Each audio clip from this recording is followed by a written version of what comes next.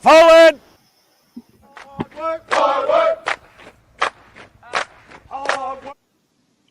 Fall in. Hey, what's good? What's good? What's good, everybody? You know what it is. It's me, your man Trey. You got the coach, People's Coach, Cornelius Cole in the building. Y'all know what it is. First Formation Morning Sports Talk. Sorry, I'm running a little late today. But of course, we wanted to make sure that we get in and get it in, as there was a lot that went on this past weekend. Coach, what's good with you this morning? Oh, it's all good. It's all good. It's going down. So, of course, like you said, a lot going down.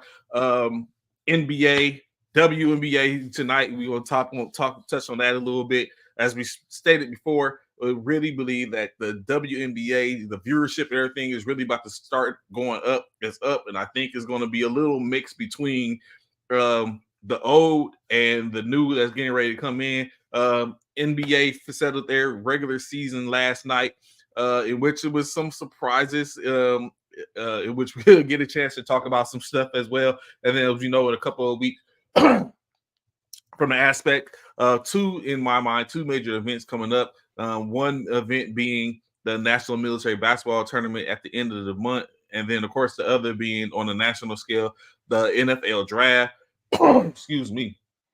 And then this past weekend, we had a couple. When we talk about military basketball, the Military Basketball Association was able to complete their conference tournaments, in which at some point invites will start going out or to their prospective individuals that's going to be able to compete in Philadelphia at the come next month, Labor Day weekend. So a lot going on in the world of sports. Baseball is tapped in. Um, uh, Knockouts going on in the UFC. So a lot definitely went down. So Holly Holm got beat up. Holly Holm got beat up. I mean, Newcomer took her. anything Newcomer differently? took her. Huh? I said, did we expect anything differently from Holmes? Like, Well, newcomer took you out, and then was talking noise like, "Hey, I came here to take this. I'm gonna have a title for the end of the year. So who's stepping up next? Who next?" That's what it sounded like to me. Next. they not done with it. So where my reference sheet at? So where to start? Let's start with the WNBA. It's ladies first. Ladies first. Like I said at the beginning of this, we have always lately we've been talking really about the women's game and looking at it from the college standpoint, going into the women's. We spoke in reference as Sue Bird and Diana Taurasi had their show this over the course of the women's playoff. Uh, Final Four.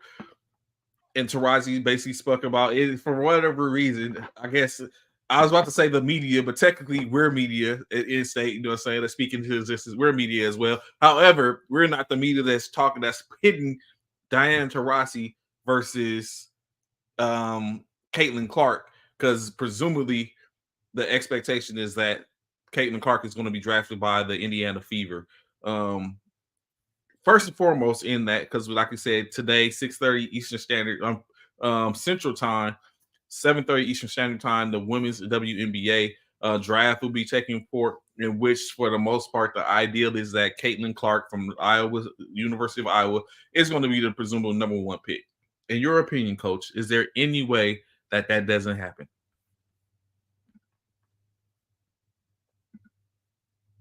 I don't see that not happening. I mean, Indiana would be crazy not to take Caitlin. Come on. Um, who else in the field? Who else in the draft gonna be that big draw like Caitlin Clark? Like you gonna sell tickets, even if you don't win anything, you gonna sell tickets. So, and I don't think, and the whole Tarafi thing, man. Like 5, 10 years ago, yeah, I would say that would be a big thing. But we all know that Diana has seen better days. So I mean, for real, like she one of my favorites. Like she was one of my favorites. She's still one of my favorites. But she a little longer in the tooth to be talking that noise about Caitlyn. Caitlyn gonna watch you now. Like it's just it's just that simple. Caitlyn is at Caitlyn is going into she. Think about this. Caitlyn hasn't even reached her prime yet. Like you know what I mean? like she hasn't even reached her prime. So uh, Taraji is past her prime. So I don't really see in that being a real big deal.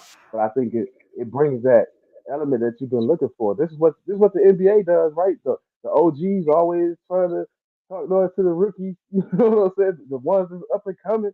Like this my house, this my court. So I like that energy, but Diana, you asking for the wrong thing. like Caitlyn might see you and pull a mic and drop 50 on your head. So true. So think about this, right? Do you think now that, like you just said, the old heads have that? Do you think that they're going to come to her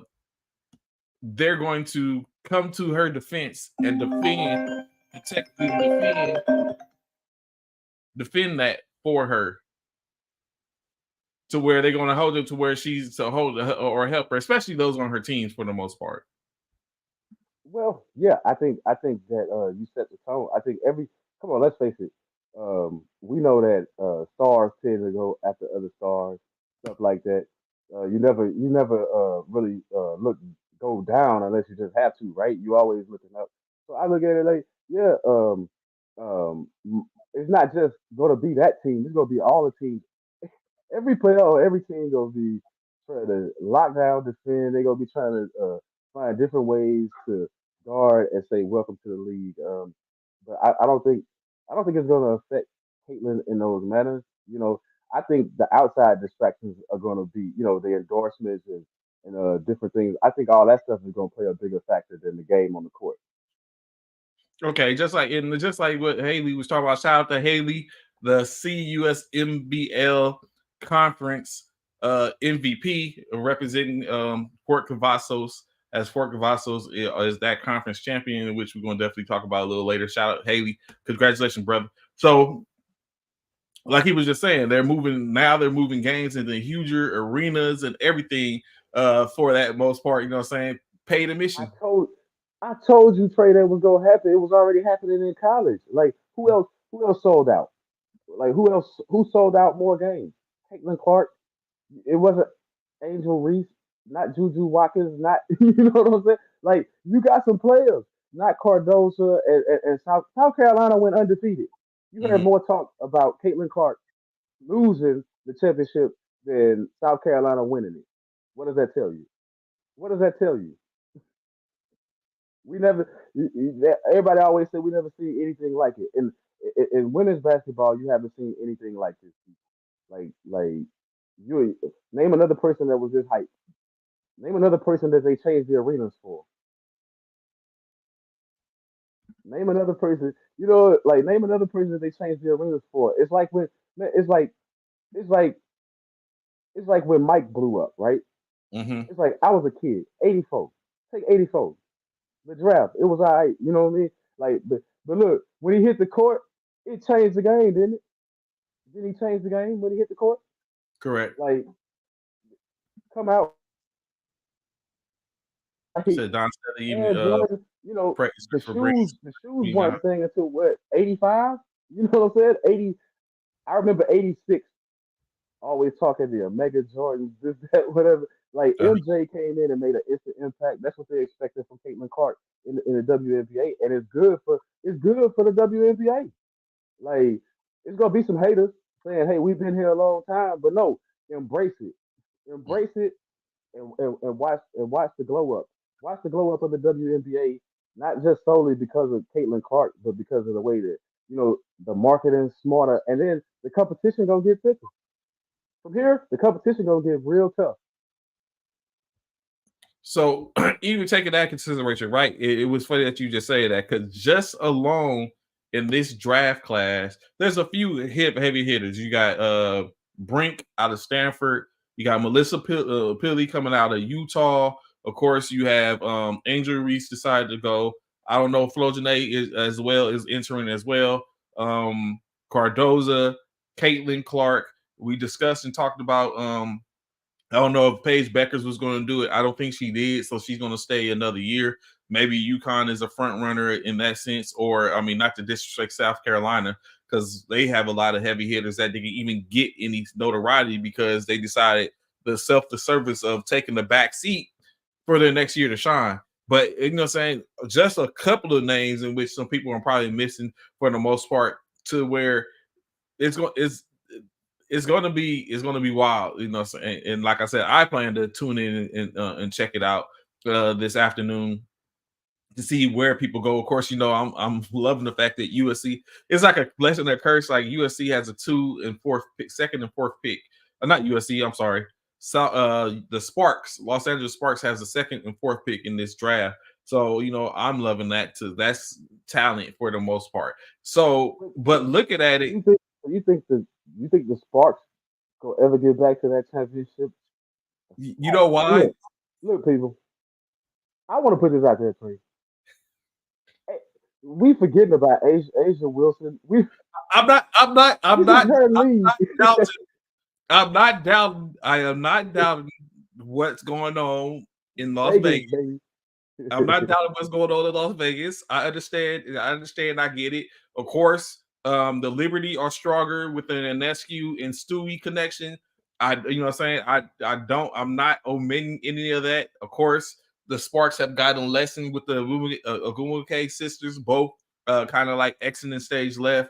You know, Candace Parker has left and she's going on and it did different things.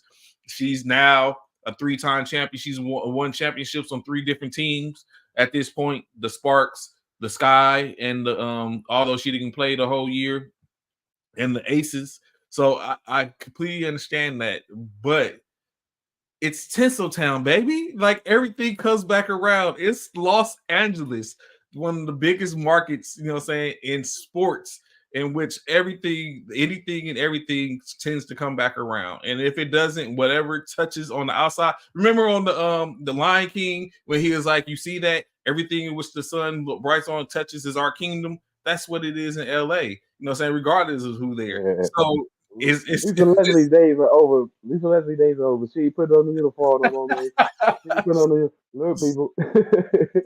So we're good. It's gonna come say, how long you gonna hold your breath? The championships is gonna spin the block back to LA again, and we'll see it. And maybe it starts with a new, you know, saying these newer players in which we're about to pick up.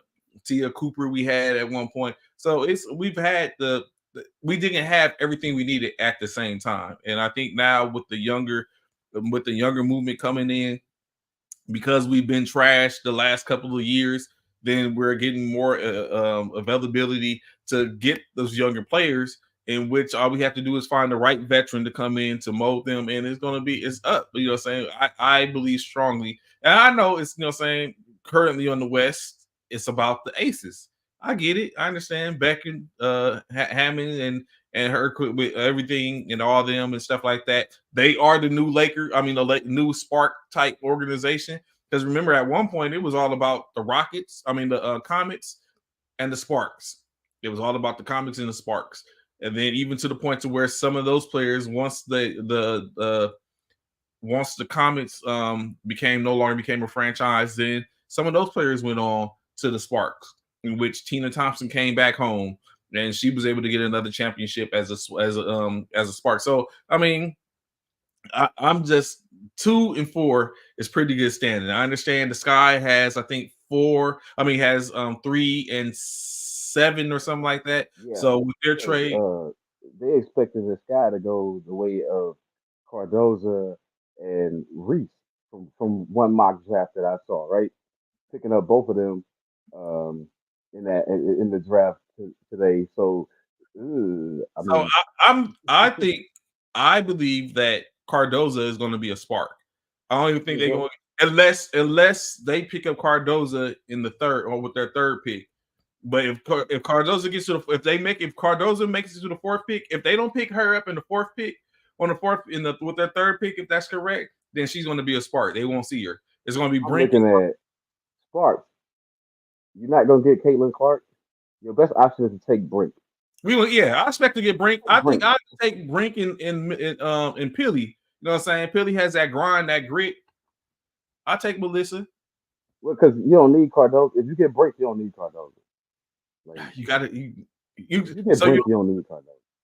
Brink is a different type of Brink is like Dirk Nowitzki type. You know what I'm saying? So that's why you get Brink. Cardoza is not doing what Brink is doing, but Cardoza get down, go dirty, 6'7", like that. You know what I'm saying? That's fine. But if not, then like I said, a banger. The Millie in the essence of being a Charles Barkley-ish type. You know what I'm saying? If you was to do a comparison, that type of thing. But I mean, I think it's the top.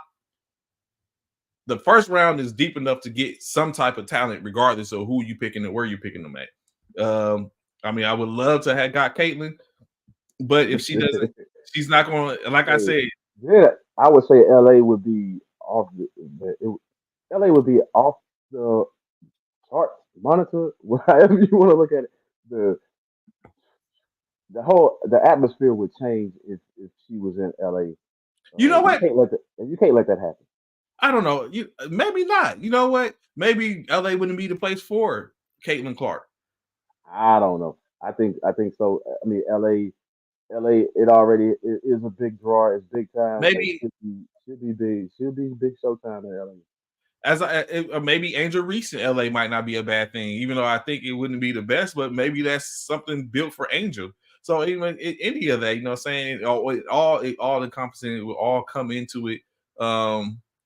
So I mean, it just depends. Ideally, I don't think we're going to see. We would be.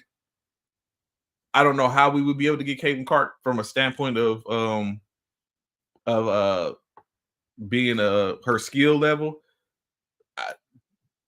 grade A, but I don't know how would she thrive in LA, especially if she's not winning right off the rip. Like, how do you deal with that? You know, saying that stuff, and I think those are the things that really come into play, which I think that potentially could eat her up. Where was Iowa before Caitlin Clark? Like nobody was talking about them. Correct. No, she brought a whole team, and we saw it in the championship that like her team. I was impressed with her team most of the tournament, right? Like how they stood up, how they how they had her back, and how they was putting up points and stuff. But when it really got thick, that was over with. That was over with. Like she needed a 40, 50 point game. Um, she couldn't give you that. Like her teammates, like so. I'm just saying, she can bring a team a long way. You can see the impact she can have on bringing the other players up and getting the other players on her level. Um, you just don't see too many doing that. South Carolina, you can't really pick one player because they played as a group, right? You can't Mm-hmm. really just single out one player. They was all getting buckets. They was all playing at different times. It was different people. That's team ball. Remind me of the old Pistons, right? Um, the bad boy Pistons. When Isaiah game wasn't on, Joe Dumars game was on. You know what I'm saying? Then if they were struggling, they come off the bench with Vinny microwave. That's what you saw with South Carolina. You saw that kind of play. Um, what you get like from a person like Caitlin Clark, like Angel Reese, she had a little help, right? When they won a championship a year ago, it was more help, right? But it was more help on the defensive end. I think Mm-hmm. Caitlin, for me, Caitlin. I think if there's anything you got to work on your game, defense, and just focus. Just stay focused.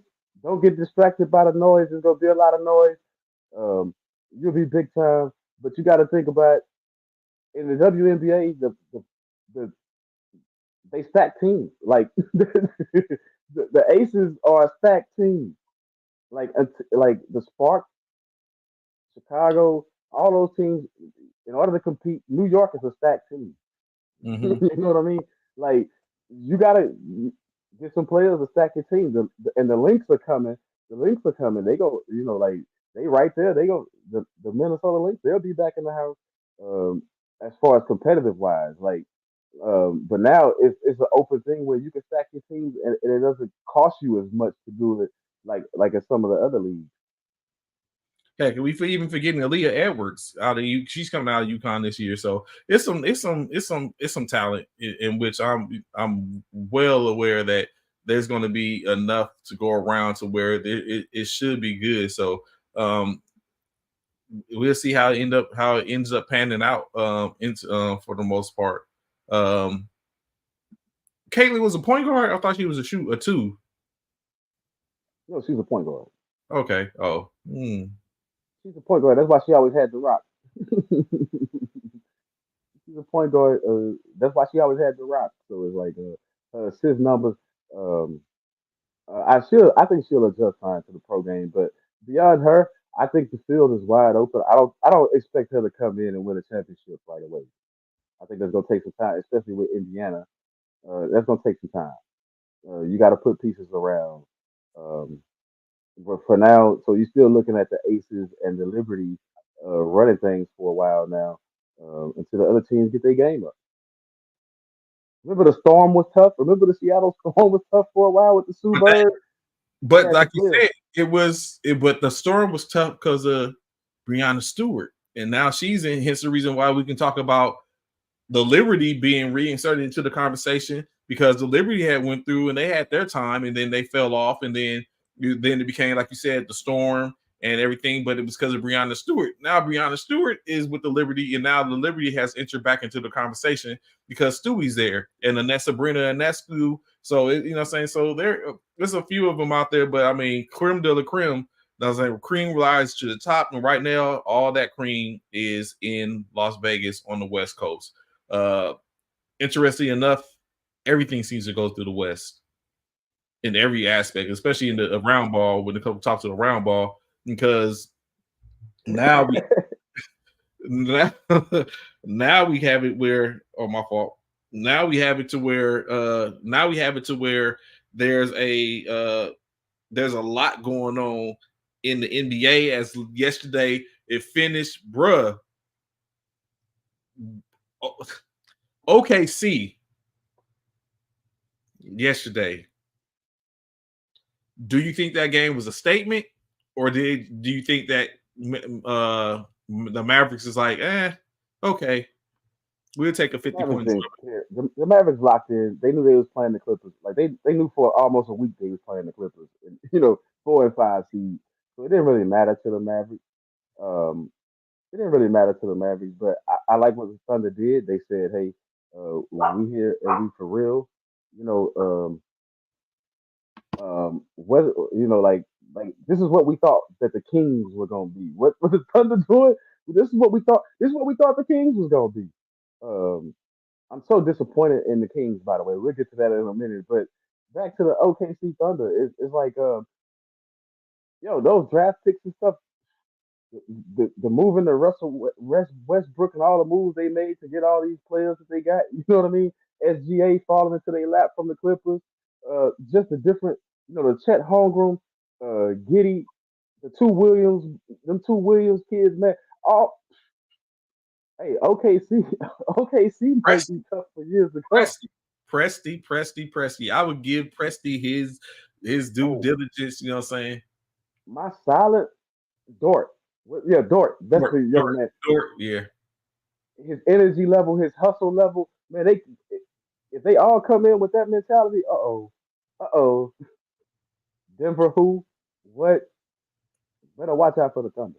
So, of course, like you said, even they were able. I mean, with the help, they were able to be victorious as Denver got their W last night. But however, Oklahoma got their W.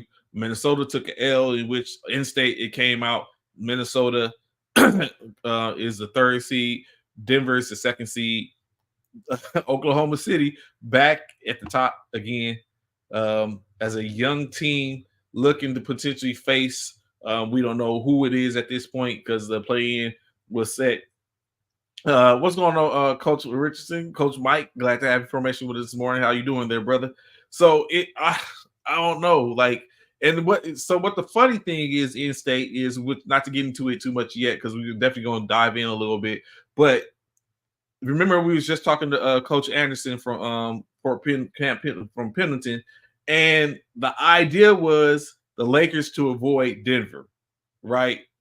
So now LA did everything they could to put themselves in the 7th, 8th seed to where all they have to do is get a dub and not have to worry about anything. If they do so happen to lose, then they still have an opportunity. But it was all that was to sit up and get probably like a young team in OKC or Minnesota for the most part. And what happens? Now they're playing for a chance to play against the team in which they probably want to wait to see a little bit later. That the Denver Nuggets, because Denver is now the 2nd seed. LA is playing for the chance to be the 7th seed. But I don't know. I don't know if that will I don't want to put the basket before the carriage because we don't know yet if LA is going to even be playing as the 7th seed. They might, or even if they're going to be in the play-in. Well, I wanna start here on the whole Lakers thing. I was just about to say that whole why they my words wouldn't have been duck and smoke. My words was gonna be, what you scared of? Like, come on, it's playoff time. You got King James. You ain't scared. You ain't scared of Denver. You got to play whoever you face. And that whole I heard Mike, what's his name, Greeny, dude from ESPN, said Yeah. that he felt like the Lakers should tank this game and play for the eighth seed. They should lose this game to play for the eighth seed. I'm like, since when we put so much emphasis on losing? No, you got King James and AD. Nah, I don't want. No, come on. So Don't run from it. I was so I don't want to say that they ducking or running from it, but use strategy. It's everything is strategy. Look, this ain't chess or checkers. It's basketball. One and done. This is what you're supposed to be about. It's time to, coaches, you're supposed to have your team prepared to face whatever. I mean, this play-in thing, what, the fourth year of the play-in thing, um, you know what to expect. The Lakers been here before. You know what I'm saying? See like the Lakers love to play in position. You know what I mean? So get in there. Like, look, So you do here's have to see another crazy sooner or thing. later. Look, So here's the crazy thing. uh-huh. The Suns, remember the Suns were favorite coming into the season. They were one of the favorite teams to win, and And then now they get Minnesota in the first round. So you can't duck. I think the Suns in the sixth seed, they get Minnesota 3-6. They going at it. It's no, like the Suns are I think the Suns are in the play-in.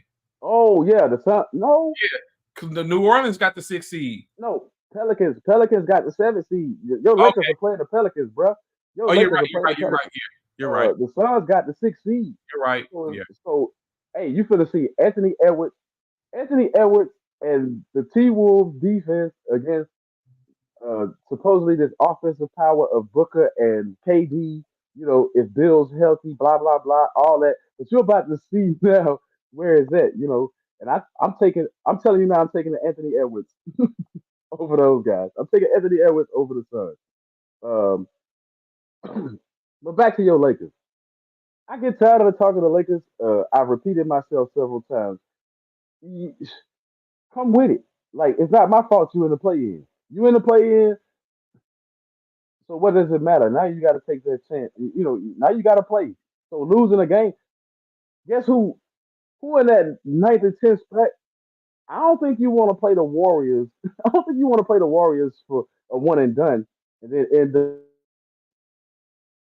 record is not long ago, a couple of weeks ago, 26 threes in a game or whatever, however many threes.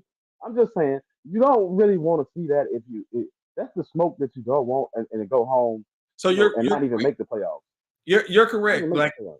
you're correct. In my opinion, the team that they playing currently in the play-in is a team that you would have probably wanted as the one and done, but you don't want Sacramento or the Golden State Warriors in a one and done situation because if it doesn't go right, you know what I'm saying, you might have excuse me, did Aaron Fox go in, Sabonis go in, they're a little hobbled without Monk, but you know saying anyway Horter or something like that, you don't, it's too many potential obstacles with that. So I mean you're right for the most part. They play the 7th seed, they win, they have a better chance of running it back, spinning the block, beating New Orleans again, in New Orleans again, and then coming back around and facing off with Denver first round of the playoffs. But ain't this what we want to see? No, Old versus new. LeBron versus Zion. That's gonna be a good. Like that's gonna be a good feature right there. And Ingram's back. Brandon Ingram's back. I don't know how effective he gonna be with that knee, but if he can get him anything, he got a jump shot. Um, so it's like I expect that game to be good. I expect it to be a good game. I expect um, but I expect uh, I think the Lakers can beat the Pelicans, but I don't know, man. Like I can't believe these teams from where they were earlier on in the season that we knew the Lakers was down there, but I'm saying like the Pelicans, they man, what happened? It's just so much. The West got so much Yeah, parity. it's a testament to what the lesson. Because honest, let's be honest, and I see what King is saying. Like quiet as kept, this is one of the better seasons right now, right? So let's be real. I didn't see Minnesota being where they was. I didn't see Oklahoma City being where they are. I didn't see Minnesota being where they are. Um, the Clippers, honestly, of course, I'm not checking for the Clippers as a Lakers fan. I could care less about the Clippers. Um, we Man, expect. Go ahead. so in the recent years, what they missed the playoffs 1 year or whatever, but since Kawhi and Paul George been with the Clippers, um, 4 seed, what I'm saying? 4 seed is that's been probably the norm for them, right? As Yeah. far as what they've been building there, so it's no surprise to me that the Clippers are in the 4 seed. Um, I, the biggest surprise to me, like I said, is the Kings. The expectations that the Kings had for them to be in the play-in. I mean, down at 9 or 10 or wherever they had down there. And It's a disappointment. And I know they had some injuries and stuff like that, but I think what the Kings are going through is an indictment on coaching sometimes, man. Like I want to root for Mike Brown a lot of times, man. I've been pulling for the bro, man. Like show us something, right? Like you get so many cracks at the apple, show us something. And it's like, yo, they were real good last year, and lost in the first round or whatever, but they balled. And I think they were a third seed last year. You went from a third seed this year, you all the way down in the play-in. I don't know. It's the consistency of Mike Brown's coaching to me that it's baffling. Like an experienced guy like him who's been an understudy of Popovich, and you know what I'm saying? Who's played with, I mean, who coached some of the greatest players to ever play the game. To not be able to put it together and hold it together sometimes, I'm just wondering, like, like Mike, where's the consistency with that squad? so it's something that you just said just struck a key. Like in state, it comes.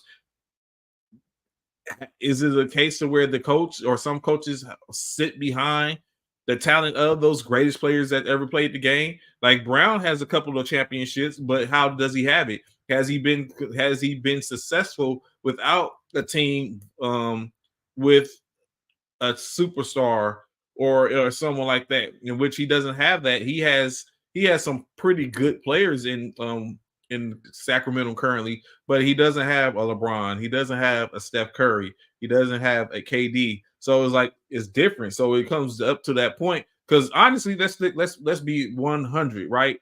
Is there any player, any coach? I think the only person that we could say in this conversation is Spoelstra. But outside of Spoelstra, is there any other coach that is successful void of superstar players? Is not. Even we can simply Pop. Look at what the players in which Pop had. Pop wasn't popping on anything until he set up and picked up some key players, and then that's when the dominance came. Outside of that, Don Nelson. Hey, you mentioned Pop, right? Yes. This is what I mean by coaching, right?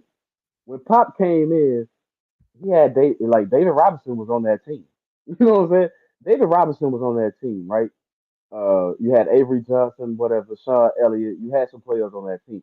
Tim Duncan came and changed the face of that team. Like they just got the luck of the draw, and they got Tim Duncan, right? And Mm-hmm. Tim Duncan. But then I'm saying the development. You didn't expect Manu Ginobili to be as good as he was. I mean, you can say whatever you want to say He was after his that good career. in the Stop Euro. it. Nobody was expecting him to come and ball the way that he balled because everybody was like, "Who is Ginobili?" When Ginobili first couple of playoff games, they was like, "Who is this guy?" Like, who is this guy? For real, nobody expected Tony Parker to ball the way that he balled. International players. Tony Parker coming over, what was he? 18, 19 18, year old. Nobody from France. Nobody was expecting him to come over and ball the way that he was balling at the particular time. That's what I'm saying about coaching. Like he coached those. Mike, you got the same thing. You got a lot of players that was drafted. I think Barnes was by trade or whatever. Yeah, I mean, free agency. However, Barnes got there. he got But traded. Remember, he got traded in the game. so think about it. So when you look at it, you got the same opportunities to build. Popovich built that. The Spurs were a good playoff team with Robinson, but they weren't going anywhere. They weren't going to beat. You know what I mean? Like that West was so thick. They weren't a championship squad. They were competitive with David Robinson. They were. Popovich came in and changed everything. Same thing happened with the Bulls with Phil Jackson, right? Same thing happened with a lot of different. Like Phil didn't inherit a great team, man. Phil didn't inherit a great team. Like you have to think about that. When Phil came, he didn't inherit a great team. You got to put as a coach, you got to put your stamp on it. And I just don't see Mike Brown putting his stamp on teams. Remember the Laker experiment? That was a bad experiment. Like with Mike Brown. Like when he was running the Princeton offense or whatever it was called. Man, get out of here. I mean, you know what I'm saying? Like you're in a pro and you're using a college offense, you already know you're gonna lose. Like like you already out of there. You know, have your own game, bring your own thing to the game. Like you watch these other coaches. Look at Mike Malone, what he's doing. Where was Denver before he got there?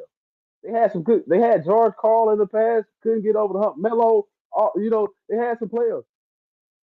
I think they went like with George Carl, they went to a Western Conference Final. I mean, what I'm saying is when you look at it, you got to say Mike Malone made himself a name with that squad. Nobody knew Joker was gonna be. If we knew what Joker was gonna be, what Joker became, Joker would have came over here and started right off the rip. Right? He was on the bench. He had to play his way into the rotation. I mean, so I'm saying, like, for each coach, I think we switch the bar here and there for each coach that we look at. It's like Doc Rivers, right? Look at the Bucks. If the Bucks, if the Bucks don't make the Eastern Conference, at least the Eastern Conference Finals, it's a failed season for the Bucks. I'm not gonna even say championship. I'm gonna say Eastern Conference Finals. It's a failed season for them because of the way things transpired. Griffith, they might not like his methods or whatever, but he had them humming. Yeah, they was winning. He had them humming. Look at Doc came, and clearly that they focus must have shifted. They just focus on the playoffs. Forget the rest of the regular season. We gonna just uh, show effort here and there in the regular season when Doc got there. But now I guess your focus is playoffs. So if you don't do anything in the playoffs this year, Giannis, it's all on them, and it's on that organization that Doc Rivers like, hey man, no more excuses for Doc. This is it for me. This is it for Doc. So speaking of Doc, moving to the Eastern Conference, we know Boston is the number one seeded team throughout the playoffs, East and West. So they hold home court advantage. New York Knicks fans out there stand up was able to pull it off. Second seed, 2 seed. Of course, they had some help. The loss of Giannis, the loss of Embiid in the year, but they did thoroughly stand together. The Vanilla Three. I mean, excuse me, the Villanova Three, in which you look at Hart, DiVincenzo, and Brunson, clicking back up, and they're bringing the Ojanobi. Clearly, as we discussed, maybe Julius Randle is an expenditure now in New York. So we're probably going to see some different moves come in the offseason, especially depending on what they do, where they're looking at potentially playing one of the four, even out of out of Philadelphia, Miami, Chicago, or Atlanta, who are all in the play-in, who are playing to see who's going to play Boston and New York for the most part. First person up, of course, to be Brooklyn and Toronto, I'm not Brooklyn, Philadelphia and Miami. But we all discuss Miami are some headhunters when it comes down and they get into play-in, they get into the playoffs. Miami is a different animal. Going to what you were just saying, Coach Spoelstra knows what to do with what he has. So here's the thing: the Heat, they're another ones that just drag through the season, right? Uh-huh. Like they can't keep getting lucky, right? Last year they lost the first game in the play-in, and then, you know, and then they ended up in the AC. Um, I don't know. Like for me, Miami, you're a little bit better than that, and I'm sick of the Hawks. The Hawks, the Hawks turn my stomach. They do. Uh, a few years ago we was like, man, Eastern Conference Final, man, the sky was the limit for them. Coaching changes, a few personnel moves here and there, and then other personnel not really living up to the bill when you need it. You got the Hawks down there again at a 9-10 seed. I expected it from the Bulls. I expected it from the Bulls the way that they've been, but the Hawks, you're a little bit better than that. Like I'm disappointed in the Hawks. Can't be too disappointed in the 76ers. But I think that for a championship team, I don't like they veterans. I see the comments and people saying that certain teams need old veterans and stuff like that. Don't get none of the veterans from the 76ers when they become free agents. Like to me, they're a letdown, man. They're a letdown. Um, Harris has never brought a consistent game ever. Um, Hill is streaky right now. He's not the same Hill that was playing earlier in a Pacer uniform. Hmm. It's not the same guy. Like I'm waiting on that guy to show up. Like you just have to have. You don't even have to have the whole package. Just remnants of that with Joel Embiid. Embiid, Embiid. I don't know if he can lead that bunch, man. Like the team that he got. Like sometimes I feel bad for Joel Embiid because of his teammates. But then on the other end, Embiid, you got to bring your game. I don't know if Embiid, I don't know if Embiid can give you 40. Because it's gonna take a couple of 40-point games if they make the playoffs. It's gonna take probably 40 to get in. I don't know if he can give you that constantly. I think because his teammates don't step up enough. He said the same hate that he get is what he get. So it's we'll see. I mean, it come out and like we gotta take in consideration the 76ers was a 4 seed team before Embiid went out. He goes out, they fall all the way from from the fourth to the seventh, or playing within the two through four to now a 7 seed that's in basically in the playoff, the play-in. But teams that we're not talking about, Cleveland Cavaliers or Orlando Magic. I know you had a certain spot for the Magic. Hey, now Now that that's gonna be a hard one, but I'm riding with the Magic. I'm riding with the Magic. I'm going with the young team. I just feel like for me, I don't feel like the intangibles. I don't feel like Cleveland have anybody that's gonna do the dirty work like you gonna see from the Orlando Magic collectively. As far as anybody on 18 can score, Cleveland gonna rely on Mitchell to get you your points and Mobley to get you points. But I just feel like team wise, Orlando they they young right now, but they remind me of the other Pistons team with the Chauncey Billups. Which shout out to Chauncey Billups for making Hall of Fame. Um, you know, bewilderment, but good job. But I'm just saying, like this young Orlando team remind me of. Like anybody pick one. Anybody they start five can give you 30 any night. Like remember Rasheed Wallace, with the exception of Ben Wallace, couldn't probably you know, but he did all the other stuff. But you got all these different pieces that can put the points on the board. So I like Orlando. I like Orlando's chances against the Cavaliers. of course, in other news, like you said, and going back to well, not Milwaukee because he's no longer in Milwaukee. Going back to where we just talked about, I forgot to mention. Shout out to Grayson Allen, the 4 year, $70 million extension. Is that where his play this year? Is he deserving of that? And do you think it's something to So, grow on? so what the market is, yeah. Where the market is right now, yeah. Which I'm impressed with Grayson Allen for stepping up his game, right? Um, Another one that I'm really impressed with. I mean, I was impressed with Bronson when he was in Dallas, but man, him going to New York, him going home, that that's a good look. Like that's a good look. You bringing the Knicks back, like making the Knicks competitive again. Thibodeau got a lot to do with that, but I think Bronson, man, he a one man wrecking crew, and he could probably Bronson could probably take the East by himself. Like, bring on your squads. He could probably take the East. You know, Hart. They always talk about his rebounding, right? Mm-hmm. For a guard. For a guard. What I like about Hart, what I like about Hart and the rest of the Knicks is how they play off Bronson, right? The hustle, not just but the hustle on the glass and the hustle on the defensive end. They're saying, hey, you know what? If when the game gets slowed down, when the game slows down for the Knicks, oh, Brunson gonna do you, and he gonna get a bucket. You know what I mean? So if you playing against the Knicks, your strategy should be speed up the game, speed up the tempo of the game. So looking at things, and of course, like I was speaking about earlier, I think what really helped Brunson in that is the continuity of playing with people he's been playing with for a long time. Like I said, the DiVincenzo and the Hart. Once they got to bringing those guys in, I took in consideration that these are people that he won a national championship with these cats. And so now they've all had time to go and saying and experience things and build upon that.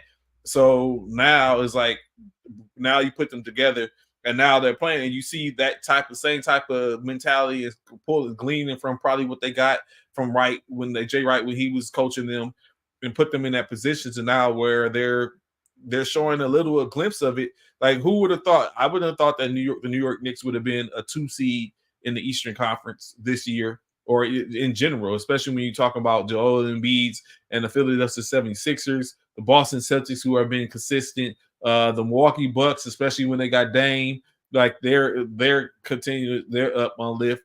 But I didn't see Cleveland in that position, Orlando in that position, and definitely didn't take into consideration the New York Knicks was in that position. But I honestly believe, and I keep on going back to it, that the Julius Randle injury helped them for them the Oh, emergence of who they are now. no doubt, no doubt. I mean, it's sad to say that when Yeah, somebody gets injured, but yeah, it really helps the chemistry of the Knicks. It really, it's and Brunson's now team. because now you don't have to worry about. I mean, no disrespect to Julius Randle, but you don't have to worry about some of those wild shots when you're making a run. You know what I mean? Like when you're making a run, you don't have to worry about some of those wild shots now that Julius Randle would take.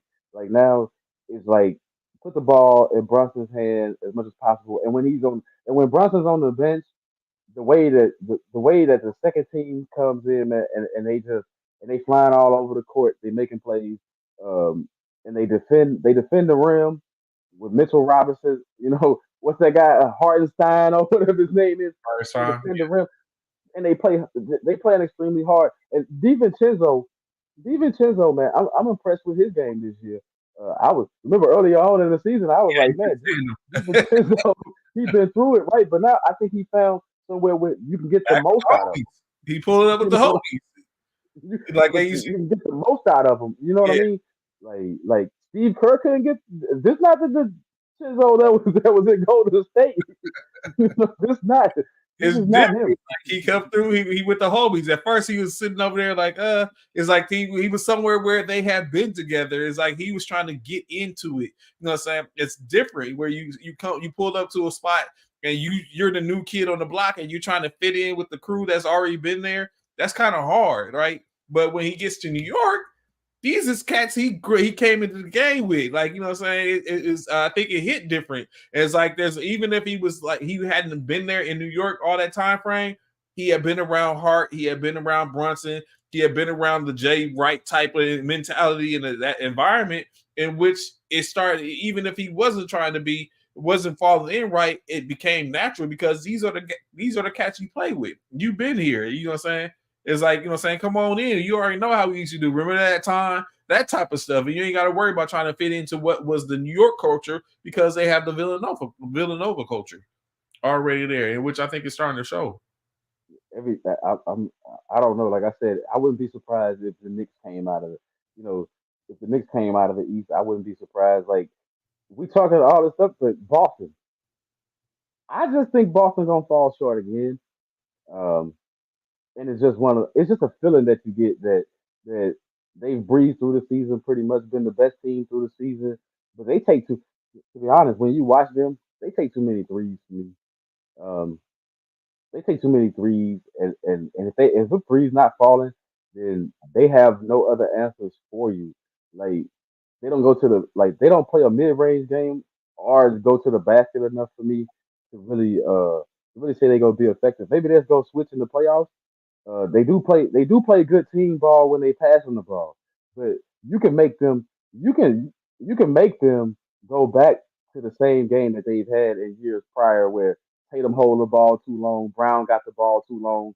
Um, you can reduce them down. I think for them, a healthy Porzingis could really make a difference for them. Like like he gonna have to bring his game. He gonna have to shoot well in order for them to be effective. And Drew Holiday, I like his game, but Drew, we're gonna need you to play some lockdown defense. Whoa, What dude, happened? you got to play some lockdown defense. Oh yeah, You know, yeah. So when you look at that, right? If it was, I mean, of course that's going to be the case, but there's other things in which it can basically it's going to be, of course, needed. I don't know if it's going to be a situation where Boston is going to be able to stick that out. Is it the year finally in which Boston finally gets the opportunity to and that what everyone's been looking for, what we've been waiting to sit up and get to. So I don't know. I don't know yet where I'm at on Boston in state. If it's going to be, if I believe this is their year, or if it's going to, like you was just saying, if it's going to be one of those years in which now they're going to be back in the same thing again, where it's like, here we go, same old Boston. Jason Tatum is lacking and falling off in the court over the course of the series. Jaylen Brown is playing; he's hot stepping, but then we get to a certain point to where he's no longer effective. Porzingis, if Porzingis is going to be finally, we've been calling him the unicorn since he came in. Is he going to finally live up to that billing? So I don't. I mean, I don't know. First round, they could potentially get Chicago. Well, I mean, they're looking at potentially even. What if Philadelphia gets? What if Boston ends up getting a Philadelphia? hey, look, this is the crazy part. They can either get Philly or they might get the Heat. Mm-hmm. They probably it's probably a wrap for them in the first round. So they better hope that somebody not. I mean, if you Boston, you sitting there like you don't duck smoke. Like we were saying, the Lakers don't duck smoke. You don't duck smoke. But man, you got to be worried if you end up getting the Heat. You don't want the Heat. I think you got a better chance against the 76ers than you do against the Heat because only because Embiid coming back from an injury so swift and pushing. But other than that, yeah, you might be in trouble. Like don't you don't want to see the Heat. That's definitely gonna be an embarrassing moment. So, in your opinion, both in the we'll go through both of them. What has been your surprise and your surprise? What has surprised you the most? Uh, who was the most surprising team to you so far in the East, and then who was your letdown in the East this year so far? I touched on it a little bit already. My surprise. Um, that's a two-part question. The Orlando Magic. I, I predicted it. I said that they would be tough. Um, I felt like they was gonna be, as good as they are, but really a surprise. The Knicks came out of nowhere. You thought their season was over because of all the injuries that they had, and then voila, look at them. A couple of 50-point games this year by Brunson, you know, a couple of good moves. I mean, I like the chemistry of the Knicks. I like what they're doing. Like I said, the effort. But my disappointed team, besides the Hawks, it's got to be the Pistons. The Pistons, really? Yeah, the Pistons. I expected the young Pistons to be about something, to come with some games this year, and they didn't really. Man, Munchie Williams, you man, I wouldn't even want to. As a coach, how did you attach your name to something like that? A team with so much promise, and that's what you put out this year. Like you still where you was a few years ago. Like no And progress. and what's crazy is there anyone in the draft that could potentially help to build them to make them? I How mean, many more draft picks do you need before you got a squad? You starting to sound like those Hornets, man. The Charlotte Hornets. You always in the lottery, but you still don't have a squad to compete. But you see what Oklahoma OKC did with theirs. A matter of fact, going into the West, who are your biggest surprises and your most disappointing in the West? I think you just said it. My biggest surprise right there is OKC number one seed. You knew they was gonna probably be tough, but number one seed. And then, especially when you're looking at these quote unquote veteran teams at the bottom, you like, hold up, you know what I'm saying? You got the Lakers down there, the Warriors down there, the Pelicans down there. I consider them veterans because Zion, hey, he might not have played a whole lot, but he been in the league a while now. Brandon Ingram been in the league a while. McCollum been in the league a while. Alvarado, these ain't no spring chickens that they got. So to see all those teams at the bottom like that, it's kind of crazy. And my disappointed team is the Kings. I expected more. I expected them maybe third seed was a little different for them, but I didn't expect them to be in the play-in. How you go from a third seed to a play-in? So, what do you think about Houston and Portland and San Antonio, the younger teams in the West? Is there any? Do you think there's any help in them? Like we just talked about Chauncey Billups, Hall of Famer, but he's probably on the hot seat. We probably won't see Chauncey after this, or maybe the Well, Hall of Fame nod gets him another year. well, Houston, man, I'm impressed with you, Doka. They fell short. Like, remember they won like 10, 11 straight or whatever it was. Yeah, They was putting the pressure on the Warriors for a minute for one of those for a play-in spot. They was right behind them, they finished five. and then Yeah, they just dipped a little bit. They showed they maturity. They dipped a little bit. Like when they got really crucial, they couldn't deliver. But I expect them to be a force next year. Um, you look at play in or playoff for the Houston Rockets, right? Somewhere like you'll see them rise. Like I think they need to make a move.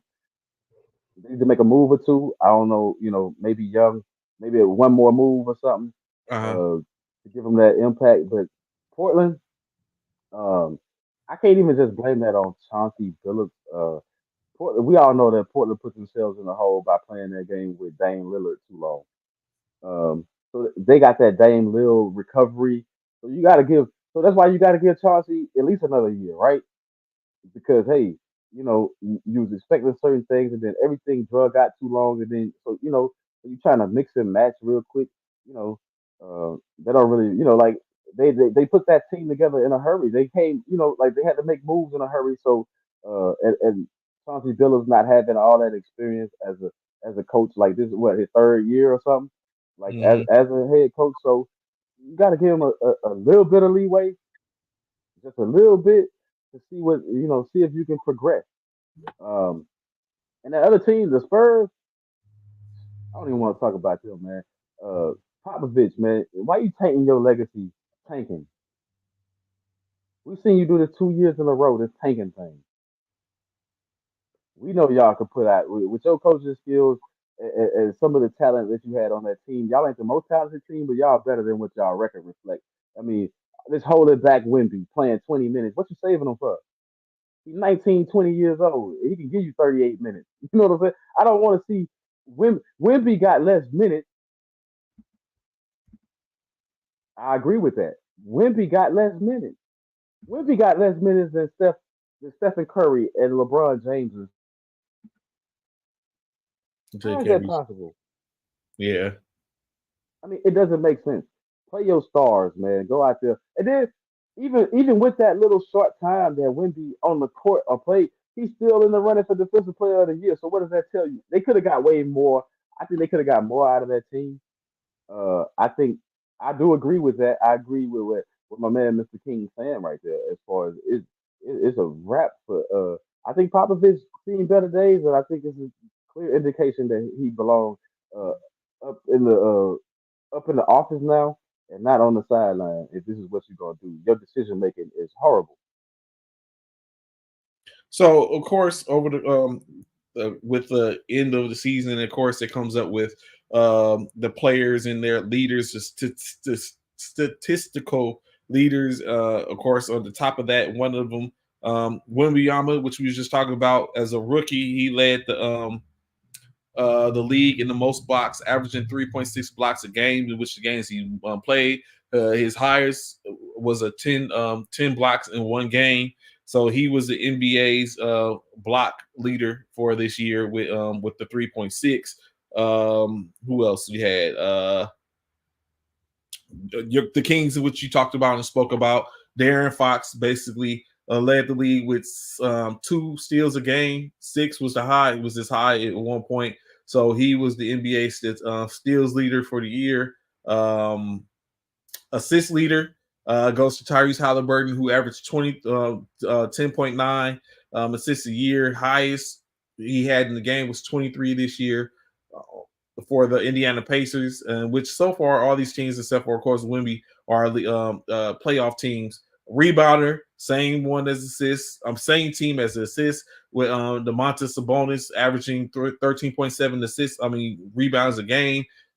His largest, biggest game was 26 in the game. So he etched his part, and he was the rebound champion for the year. And of course, one which we don't need to, of course, 33.9 points a game. He had the league's highest point total this year, just 8 short of matching Kobe, and that is Luka Magic. 73-point high this year, 33.9 a game, gets the scoring title this year. So, it puts him in an ideal position. But does that translate? What does that translate to? We talk about course of a year. Now you're down to roughly 4 games in state. Like, it does any of that for any of those players? Do you think that's going to translate to W's? Maybe not conference series wins, but W's in those series. Yeah, Halliburton. Hey, Bucks, you in that 3 seed. You got the Pacers as the number 6 seed. It's not gonna be a cakewalk. And they dropped 157 points yesterday, so they can score the rock. They can put, and that's not the first time they've hit those kinds of marks this year. Like, they can put up some points. Um, Bucks, you might be up against the ropes against Halliburton.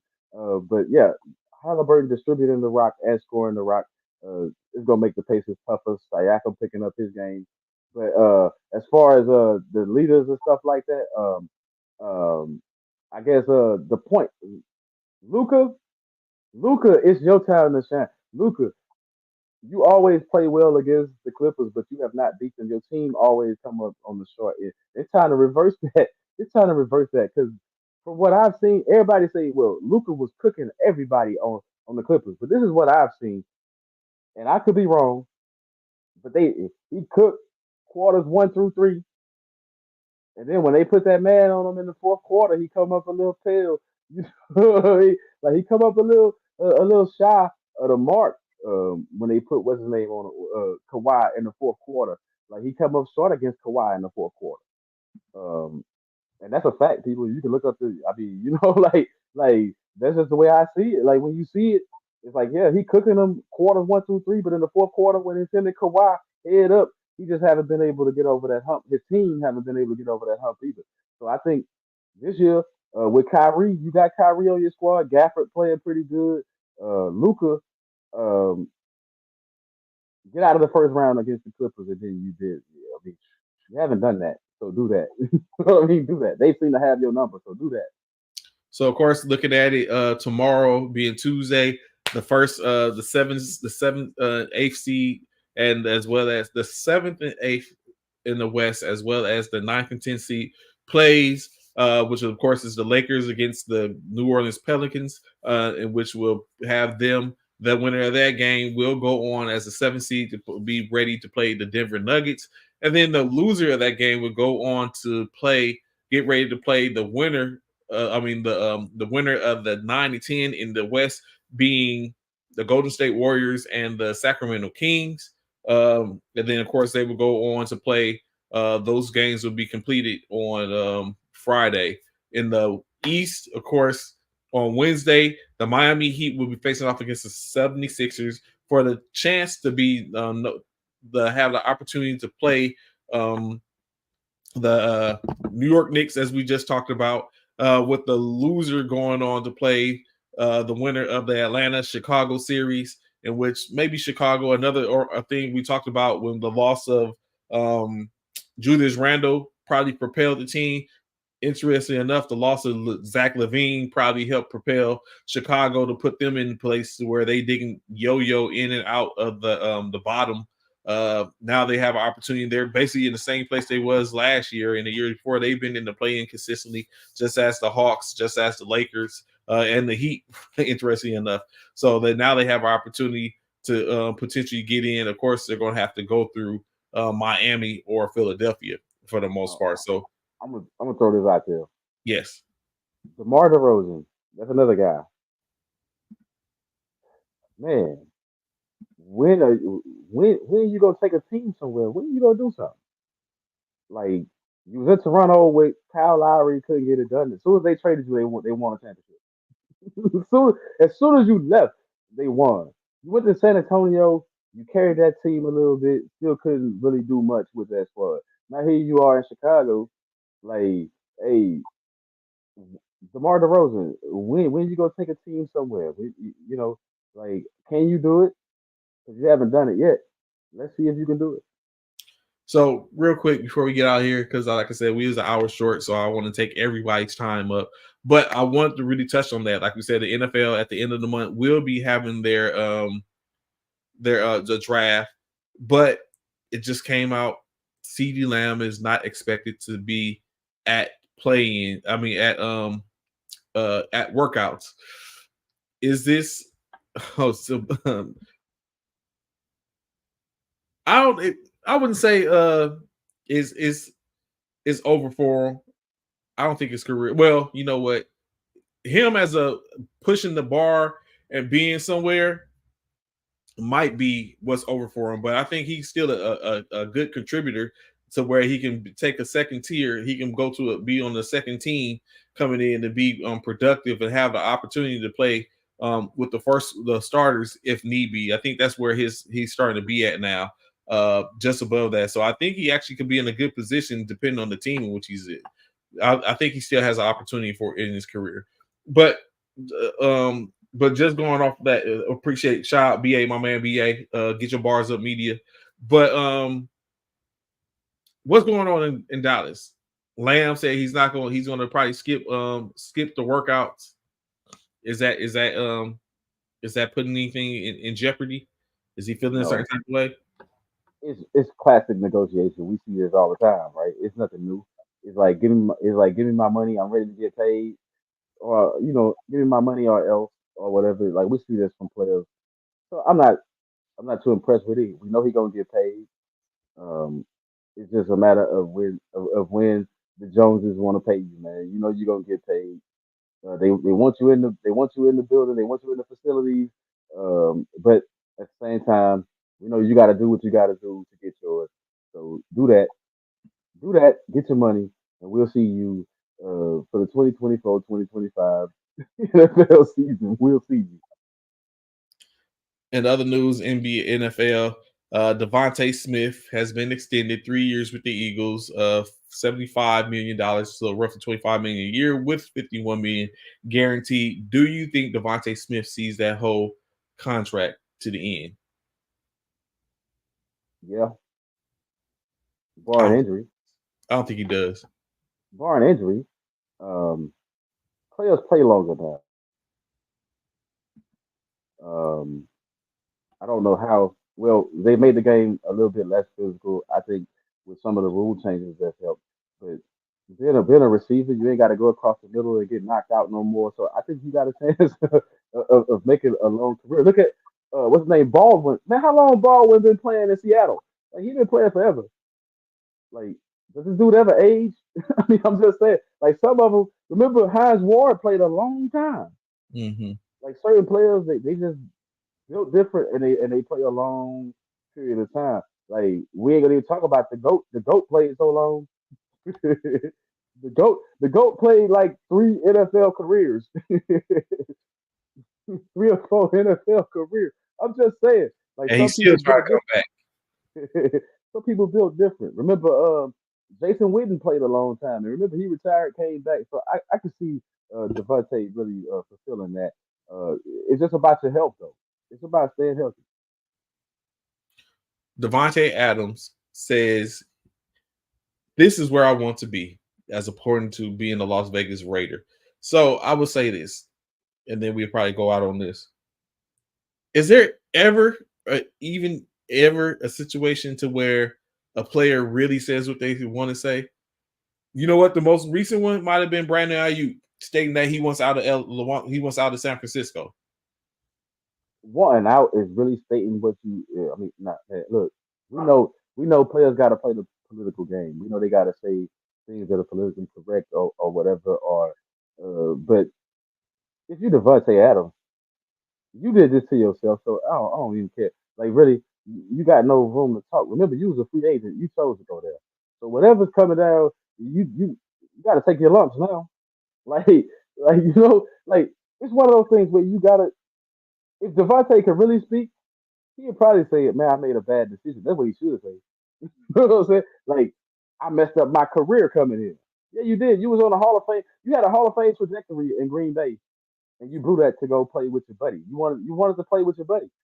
And then that didn't work out that way. So life threw you something else.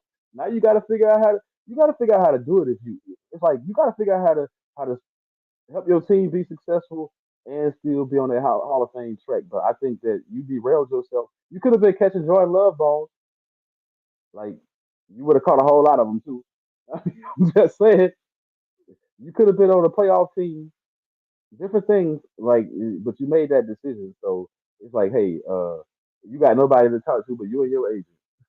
You and your agent. Like, it's you and your agent. So I do. Before we get out of here, I do want to address the thing here. As far as my Cowboys tricking off the running backs, we've had this discussion on here before. Running backs are not that important to your team no more. You can the Patriots since Curtis Martin. What was the last real running back the Patriots had when they was winning championships? I mean, I'm just saying they was filling in with different running backs. You saw Sony Michelle. You saw so many different running backs in the backfield. They never needed one to win the Super Bowl. Look at the Kansas City Chiefs. They win the Super Bowl with Pacheco. It's not. I mean, okay, let's keep it real. You're not winning. Derrick Henry. How many Super Bowl rings he got? How many Super Bowl games has he played in? McCaffrey, how many rings he got? Come on, man. Let's talk. Ezekiel Elliott, as good as he was in his first few years in Dallas, how many rings does he have? The running backs, you're not winning with running backs right now. So that's why they stepping away from running backs. You gotta look at the landscape. That's not what's winning. That's not what's winning football right now. So hey, give me any running back. Put anybody back there. Anybody can get you 1,000 yards these days. You got 17 games to get 1,000 yards. Anybody can get you 1,000 these days. It's been proven. I mean, some are the creme de la creme. Don't get me wrong. You got good players, but look at Austin Eckler. Austin Eckler was undrafted. It came in and was a star in the league. You feel what I'm saying? At the running back position, putting up big numbers. So you can get a running back anywhere. I wouldn't worry about that. Oh, and the last thing, the Jerry Jones thing, annoying. Yeah, he is annoying. He is annoying, but he's consistently annoying. You know what I mean? Like, it ain't changed in 30 something years, man, since he bought the Cowboys, man. Almost for 40 years or however long he's owned them or whatever. So it hasn't changed. Jerry Jones is not going to change. He's going to be the same Jerry Jones. You have to work around that. You have to, when you go to Dallas, that there's going to be a part of the package. Jerry Jones is a huge part of the package. Uh, and as far as your thing, Brandon Ayuk wanting out of San Francisco. Why could that be? Why could that be? Peace. Why could that be? Um, does he think he's not going to benefit from being there? Does he think the team not going nowhere? I mean, does he think Purdy not the guy that's He going probably to wants to get get him the paid. rock? He probably wants to Huh? get paid. Well, you you got to pay him. You got to pay. If you want the talent, you got to pay. If you want the skill sets, you got to pay the money. Like I don't know, Trey. Before we get out of here, man, answer me that question. What makes it that hard to understand that concept? So I'm very sure they understand they have to pay him, but he probably expects a certain amount, right? And should he, depending on what they pay Debo, when Debo and saying Brandon Ayuk and Debo Samuels are two different players. They play two different roles in the offense, to where Brandon Ayuk's role is a little more greater because he's the downfield threat when it comes to the two of them. He has been the most productive, so maybe he's expecting to get paid based off of what his production has been. In which he still has another year. He has some time. Like, they don't need to pay him till next year if they decide to extend him and then decide to pay him. So you have to take in consideration that at some point in a couple of years they're going to have to pay Brock if he continues to be. Let's be honest, Brandon Ayuk, he has just became into this, right, because he was another player that was injured and wasn't always in available to be on the offense. So I mean, it's just one of those things in which I look at it as, like I said before, if I'm a GM and a player comes talking that rah rah, where they talking about they want to go and everything like that, I'm going to help you out. I don't care who you are. I want to see what I can get for you. The only person that's going to be able to stop me from getting rid of you is the owner. They're saying that no, we don't want to do that. Let's see how we can make this work. That's the only way in which you're staying with me after you done came to me and said I want out. At that point, I'm trying to get rid of you. I'm trying to see what I can get for you, what's going to be the most beneficial for me to continue to build the team and move forward. And I'm not going to sit up and put you on that pedestal to where I feel like you got me in a hard spot because you say you want out. You want out? Let me help you out. Let me do my best to assist you out this game, and in which out this team in which right now, who are they saying that's vying for him?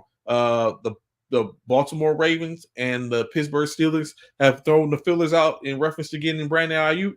Let's see what y'all got to offer. Hey, look, don't let that man go to Baltimore.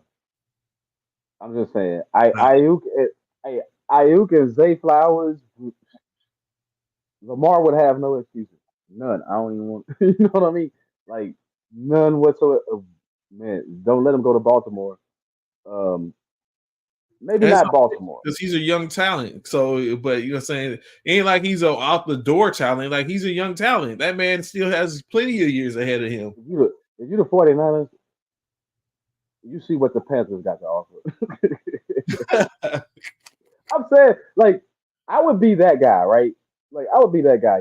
Remember Bill Belichick did that? I forgot who he did it to. But remember when Cleveland wasn't doing so well, the defensive end, he was supposed to be great. He started talking that noise, and and he sent him to Cleveland. He was like, "Oh, you want out of New England? You want out of a championship situation so bad? Okay, go over here and lose." You know what I'm saying? Traded him to the Cleveland Browns. That would be me. I would be petty like that.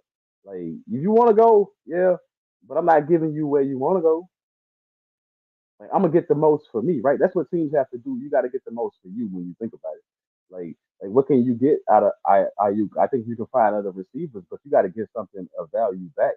That's gonna help you stay on that championship trajectory. Like you know, And this is the right. I don't know if it's by design, but this is the right draft for IU to go ahead and get, but for them to let them go. You got to. It's some pretty good receivers in this draft.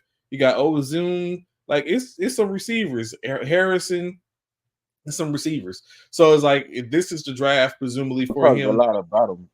We don't talk a lot about him, but what was the other guy from Ohio State? For New Orleans, Olave. Olave, Like Chris Olave. Olave, he was good to watch on Saturdays. But you didn't know that his game was going to be as good as it was. He just need a quarterback to throw him the ball down there in New Orleans, man. Like, you know, a constant quarterback. But when you like some of these receivers, you have to give them a lot of credit, right? Like, look at the Amari Cooper, the Olaves, like I just mentioned. Man, look how many different quarterbacks in one season throwing them the ball and to still be able to put up those numbers. Another reason why I say Devontae Adams needs to be quiet. Like, look, these dudes doing it with nobody. You know what I'm saying? Like, Olave caught balls from what 3 or 4 different quarterbacks this season. So did Amari Cooper, right? Like you catching passes from, hey, you got to go out there and perform and do your job. And but Ayuk, I don't understand. Y'all was in the Super Bowl. Why do you want out of a Super Bowl situation like when you know the money will come if you just wait? He could just be looking further down the line. In which like I said, I don't blame him, but it was me. You ain't even gotta ask twice, brother. I got you. Not a problem. We'll see. I have my people get back with your people, and we'll see what we can do. So So, last but not least, of course, again, I want to shout out. Of course, there was a couple of those tournaments over the course of the weekend. Uh, in the Military Basketball Association, you had the Pacific West tournament as well as the Central tournament, in which both those concluded with champions being in the Central, the Fort Cavazos Phantom Warriors, formerly known as the Fort Hood Phantom Warriors, was able to pull it off and knock off Central. I mean, not Central. Walk off CMB or Colorado Military Basketball. And then in the Pac West, of course, maybe no surprise or not too much as a surprise, uh, as the Luke Air Force Base was able to raise yet another one. And then, of course, not a part of the WNBA, but the WayMac old friends, of course. Langley Eustace or JBLE was able to raise their trophy as they finish off the season this year victorious. Now their next one they look forward to playing at the end of the month here in San Antonio at the National Military Basketball Tournament when they see if they can add yet another championship to their case as they get here. This coming weekend, the Atlantic Conference out of the military basketball will be playing their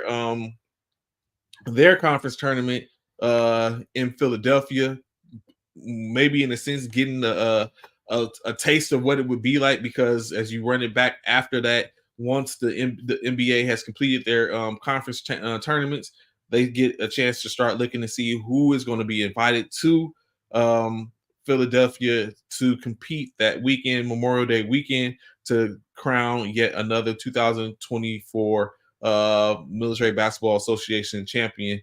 So the tickets are getting punched. First up, though, of course, taking care of business. Some of those teams got to compete at the National Military Basketball Tournament to be crowned this year's tournament champion. A lot of favorites in that, in which some of them would be able to. So I'm excited to catch some of those games as many as I can. Because of course I'll be working as well, so I got to get them in when I can. Good thing. That's why I didn't complain about the fact that some of those games are going to be early, because that gives me an opportunity to catch some of those games here and there.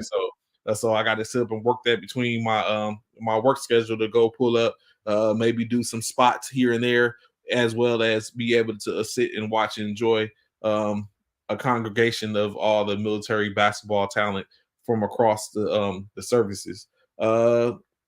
So I'm looking forward to that. Good morning, Dale. How you doing? Glad to see you in formation good with us. morning, good morning, fam. Take uh Fort Cavazos, they win the whole thing. Take them all out. Like Haley. So it's crazy, right? it's Texas. So it's crazy, right? What's crazy is, of course, if anyone's on from right now, if it's on for Cavazos, they're missing a lot of key players because they're all training in training. I ain't gonna put out where they're training at. They're training right now. So they're training, and so there's some key players are missing. But of course, they had one key one in Randall Haley, in which I heard he was cooking this weekend. Like he was without a doubt, was far and none representing and putting on for those players. Of course, Haley's also an All Army candidate and All Army participant, and so he has medals.